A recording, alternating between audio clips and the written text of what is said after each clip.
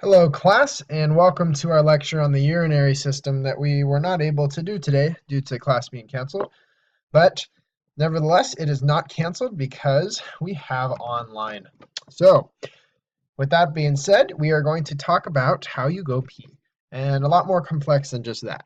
And this is actually probably the most complicated module that we've had all year long, so we're saving the best for last. And I really need you guys to pay attention. Guys, by the way, watching this video all the way through will give you 100% participation for today. If you don't watch it all the way through, you're not going to get 100% participation. So, here's a basic overview of the kidneys. So when we think about the urinary system, we mainly are concerned with these special organs called the kidneys. So what do these things do?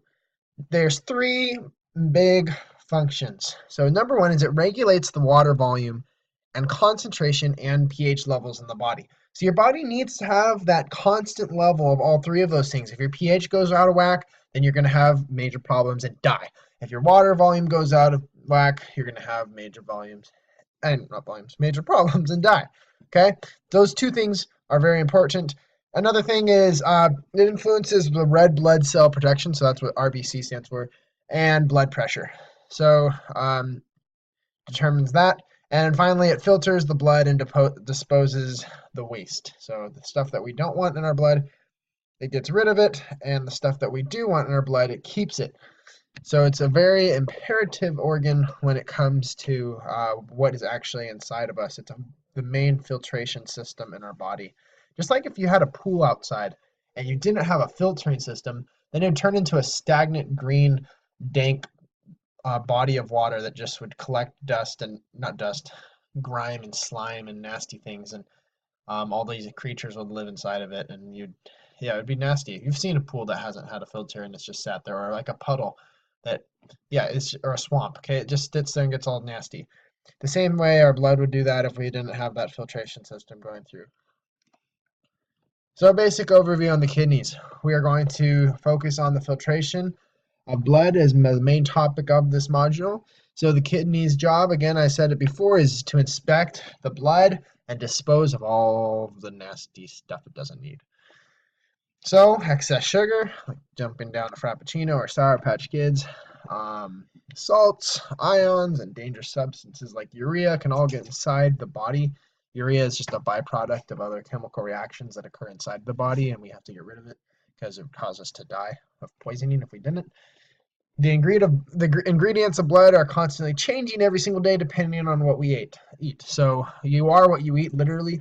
All of that food, like we talked about in the digestive system, is broken down into super small molecules, and it becomes who we are. So if you eat healthy, that's healthy stuff going inside of you. If you're eating junk, then you're putting junk inside of your body. It's pretty easy and pretty common sense, but pretty astounding if you actually think about it. So our bodies would quickly die if we did not have this filtration system. So again, kidneys, filtration system, kidneys. So how much blood does your kidneys actually filter? Your kidneys have about 180 liters of blood, and that is all filtered every 24 hours. So if you think about that, that's a lot of liters. If you think about a soda can, it's like, not soda can, one of those party sodas that you get for Thanksgiving. One of those, a liter of soda, you know what I mean. There's 180 of those every 24 hours going through your body like really fast. And so your kidneys hold about 20% of all of your body's blood at any given time. So such a small organ can hold that much blood at one time. It's pretty crazy. So again, the filtration is used to make the blood perfectly pure so the cells can take only what is beneficial and healthy for us. Again, it kicks out poisonous substances like urea. Amino acid breakdown is a dangerous substance, and ammonia is left over as a byproduct. The liver converts it into urea, and urea is excreted out by your pee. So that's how I told you that it was from a chemical reaction. It's actually, from amino acid breakdown, and it's converted into urea. So the basic path of water and how it relates to blood filtration. So here's the 5-step process of what happens. So I take a big, nice sip of water, and it goes into my digestive tract. Okay, review from module 13. Digestive organs, especially the small intestine, remove this water and put it directly into my blood. Okay, following good? Okay, digestive organs, especially the small intestine, remember, like the jejunum especially, removes this water and puts it into the blood. Therefore, when you drink a lot of water, your blood volume increases. So if I drink a gallon of water all at once, then my blood volume is also going to increase.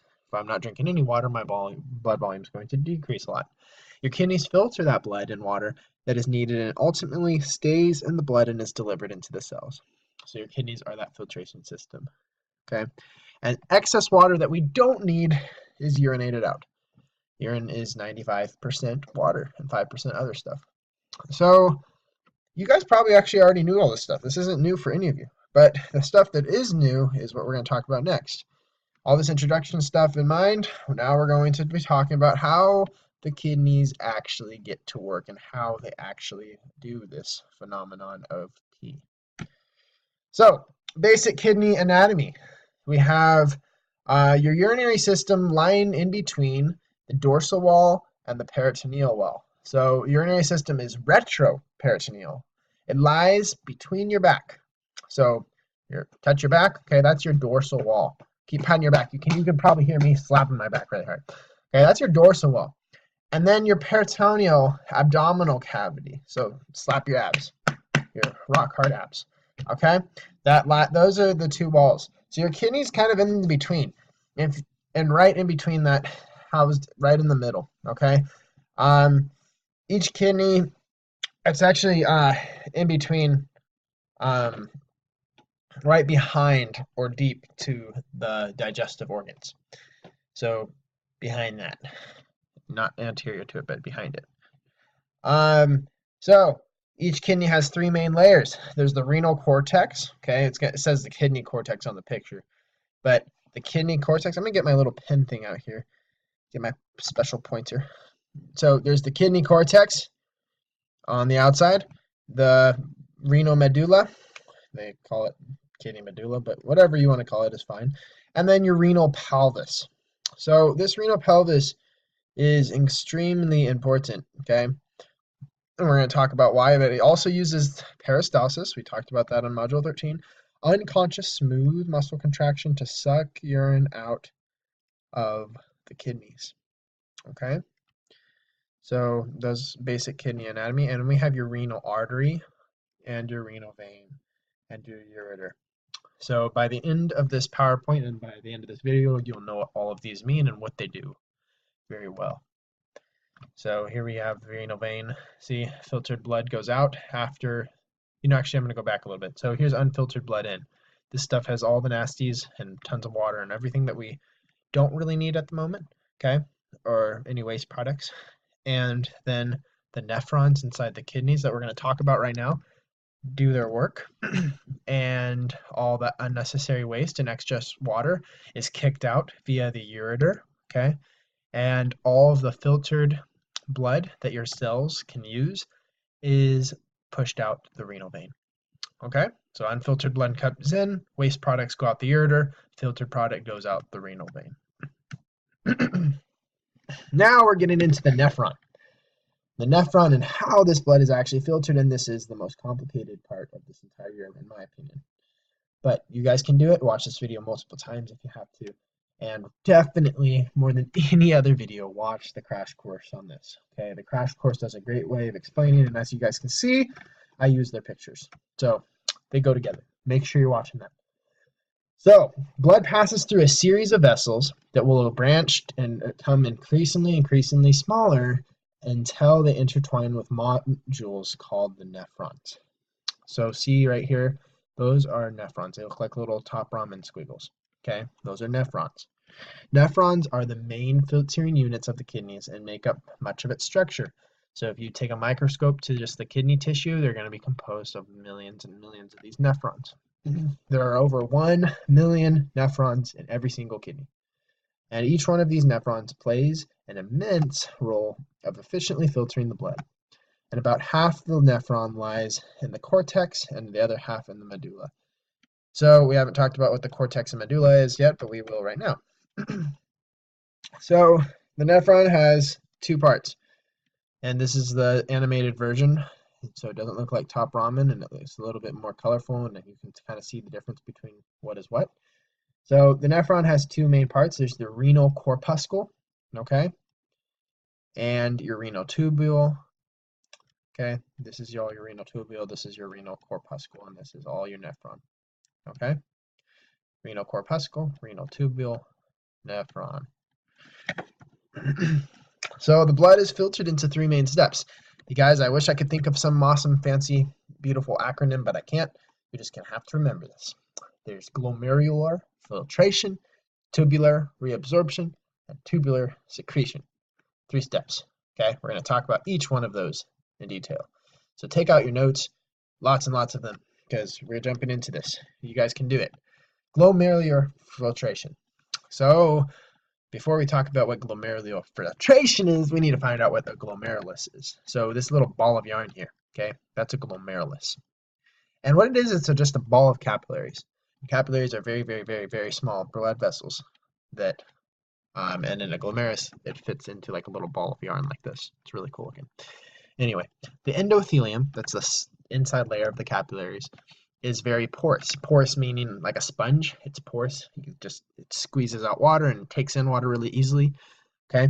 Many nutrients, vitamins, minerals, waste, glucose, amino acids, and all that good stuff. Okay. Nutrients, vitamins, minerals, waste, glucose, amino acids can all filter from the blood. So see this little blue stuff here? Okay. That is supposed to be those things that I just listed. The vitamins, minerals, whatever. You get it. Okay.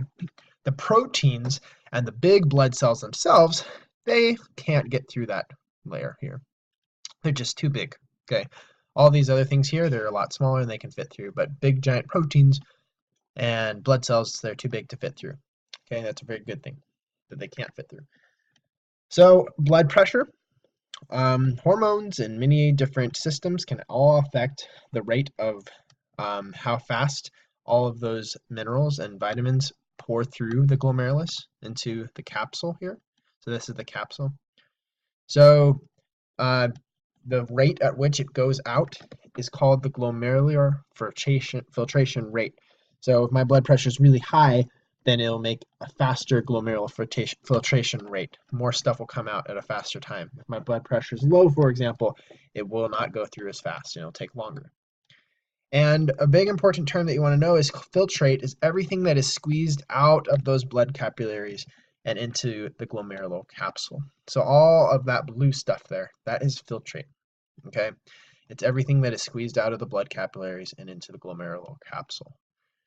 So this is the capsule, this is the glomerulus, this is filtrate, okay? And this is glomerular filtration, okay? And that can all be affected by blood pressure, hormones, and many other different things.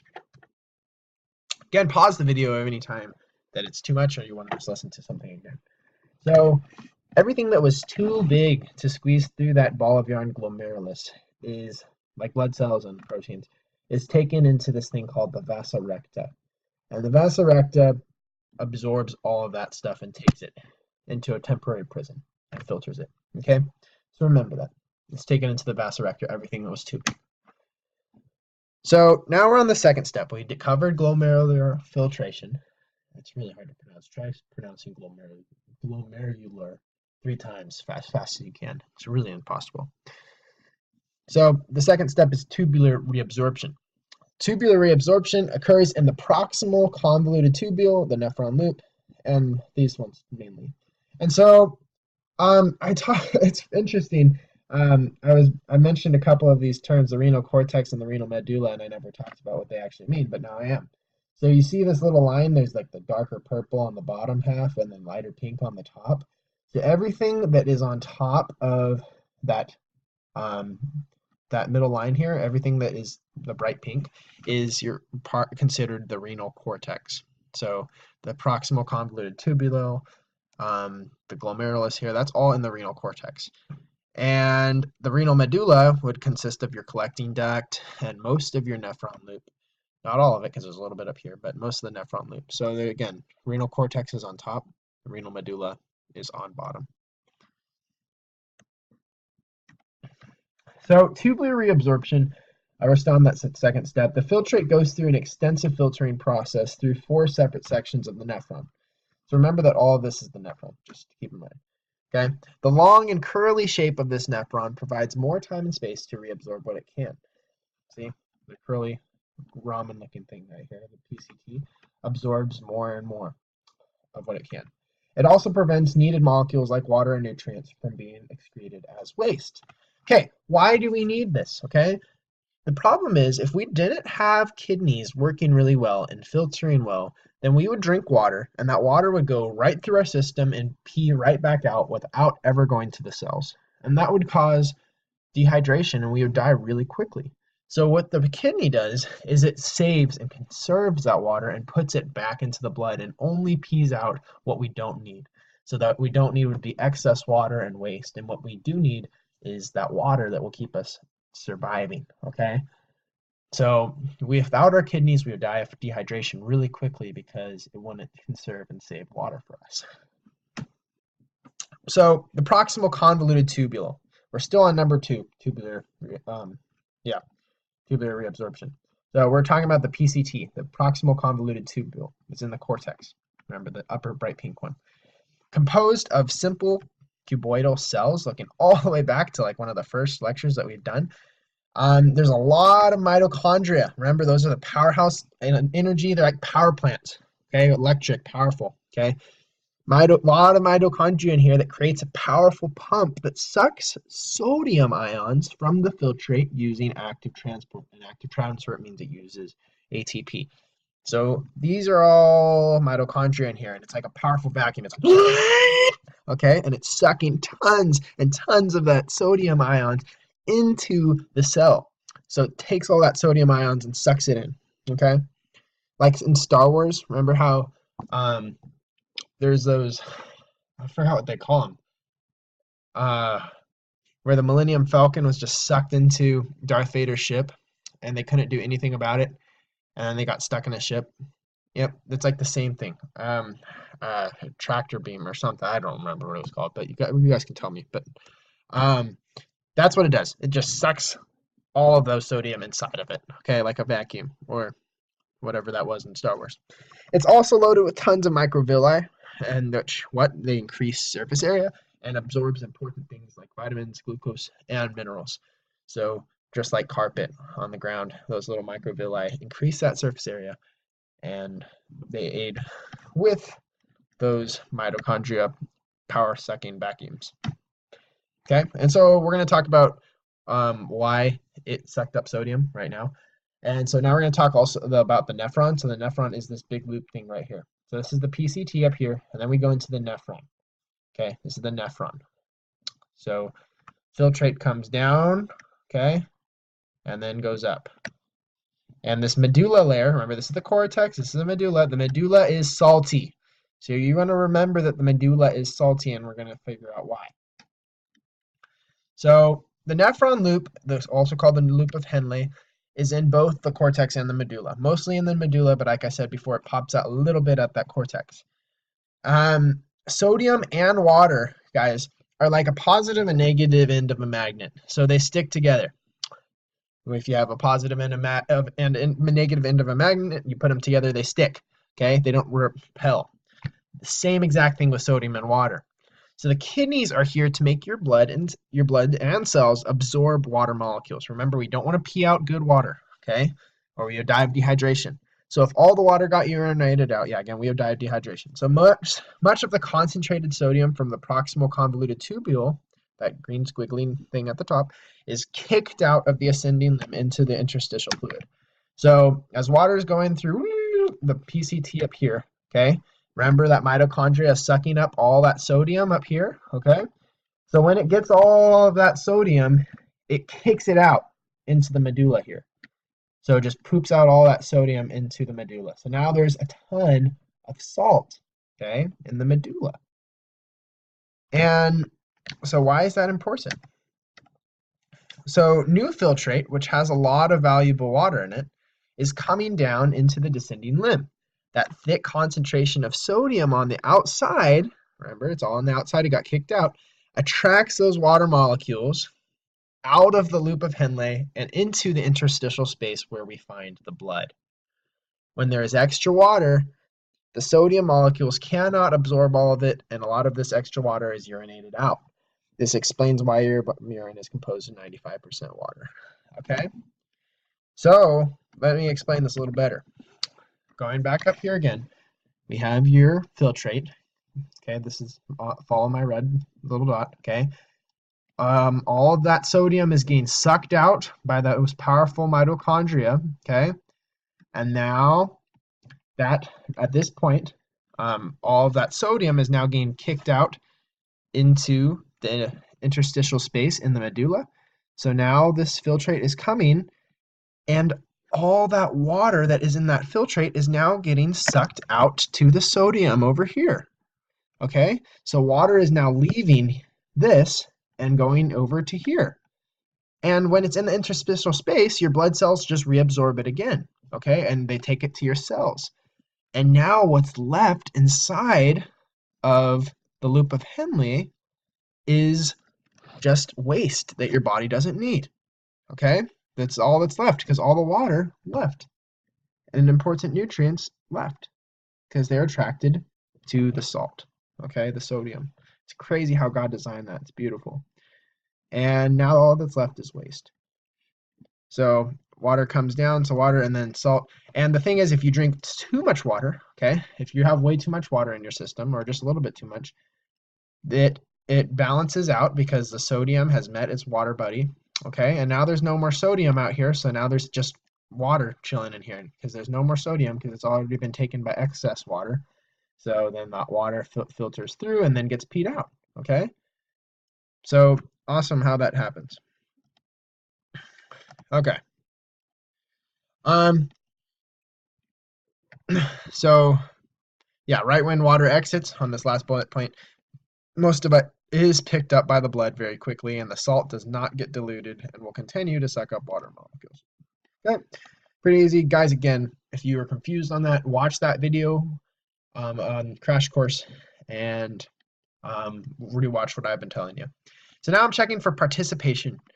So if you are watching this video, because I was looking for some memes for the urinary system, and so looking for some jokes about the urinary system, well, you're in luck. Okay, that's pretty funny pun there. Kind of stupid and cheesy, but hey, we're a homeschooler, so anyway, if you're watching this video right now, write "you're in luck" on a separate piece of paper and bring it on Monday. If you do, you will get 100% participation credit for today, 4:30:18. If you do not bring that paper, it shows me that you do not care enough to watch this video and learn, so you'll not get participation for today. So again, if you write "you're in luck" on a separate piece of paper and bring it on Monday, you get 100%. If you didn't, it shows me you're not watching this video, and I will not give you extra credit. Okay, I'm not going to remind you guys in the email or anything. This is all you. So, distal convoluted tubule is the next part. So this is the loop of Henle, and now we get into the distal convoluted tubule here. Okay. Once the filtrate arrives into that DCT, it is officially called urine. Okay, it has been crowned on the urine throne. It is now officially named urine.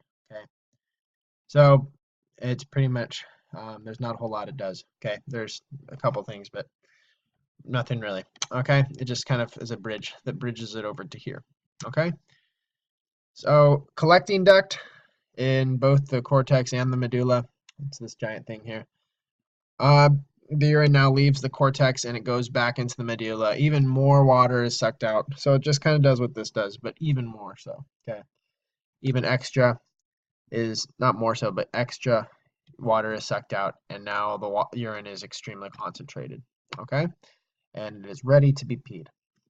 So salty urea is kicked out in the DCT, okay, to make even more of a powerful water sucking machine. So the DCT does do that. It kicks out salty urea, and urea pushes out more water. So that's what it does. Okay.